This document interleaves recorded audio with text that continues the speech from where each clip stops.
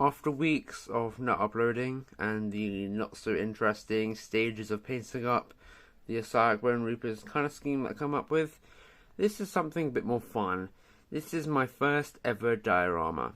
Now, the premise of this is that the Death Guard have just attacked the Blood Angels, hence the Intercessor head, and now High Fleet Kronos are hunted down the Blood Angels. This Plague Marine has just killed 3 Neurogaunts, and there's just an Intercessor head at the back.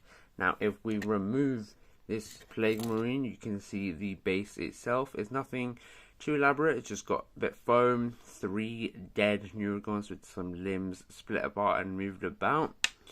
So we have the Neurogaunt on the foam area here. Now, I tried to initially glue down the body with plastic glue. I saw it eroded it.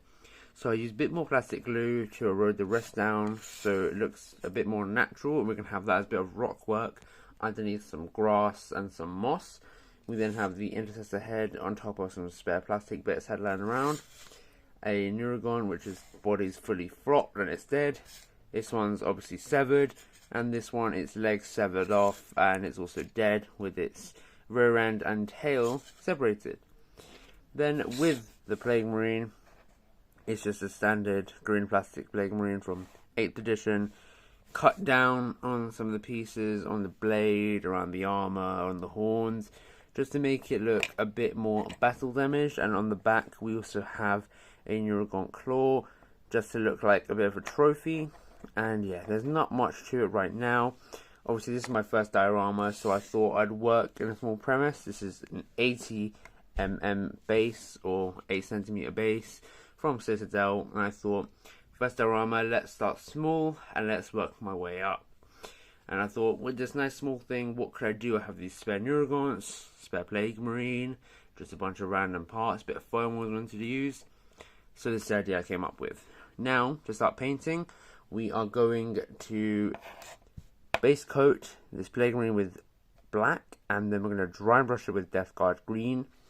And for the base itself, we're just going to spray paint it white for now, and then we'll move on to the other colours later on after we've painted our Plague Marine. So let's get straight to base coating. Okay guys, so I've spray painted the Plague Marine in black. I've then done a heavy dry brush of Death Guard green, and then used some lime green. I think this is moot green as a dry brush to highlight. I'm going to do a bit of cleanup, but it worked quite well on all the main edges. On the chest is not as good, but a lot of this is going to get painted over anyway. And so far it looks so good. I think once we paint the Plague Marine, we'll then move on to doing stuff for the actual base. Next thing I'm going to do is paint the weapon in black, the shaft of the sword, or whatever's left of it, in most likely dryad bark, so a bit brown. Paint the blade in lead belcher and all the other metal bits in lead belcher. Then the tongues in white, so we can put contrast on later. And then these things in white, so we can put Wraithbone or Agrax Earthshade for that nice skeleton tone. Back onto painting the Plague Marine. I've painted in the black, the silver, the pink, and the bone. For the bone, I used Skeleton Horde, which I bought just for this model, but hopefully we do more Death Guard related stuff, so we can use a bit more. The pink, I used Vulpes Pink. I put Corax White underneath both of those. For the gun, I used Biden Black, and then some highlights in lead belcher. And then for the silver, it's currently just in lead belcher. I'm then going to take some Basilicanum Grey on top of that, and then a highlight in Ironbreaker. And whilst doing this, I started doing the base that's going to stand on this diorama.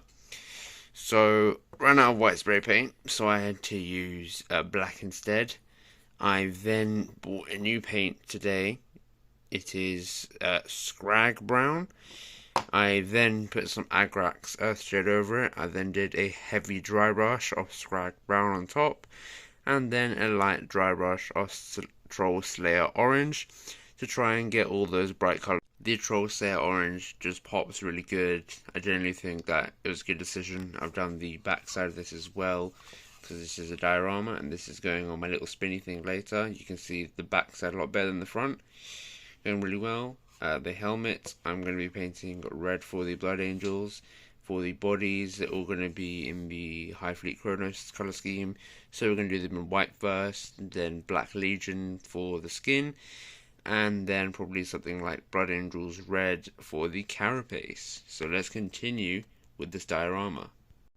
Okay, so I may or may not have gotten too excited, and I may or may not have forgotten to record the footage for the in-between painting of this.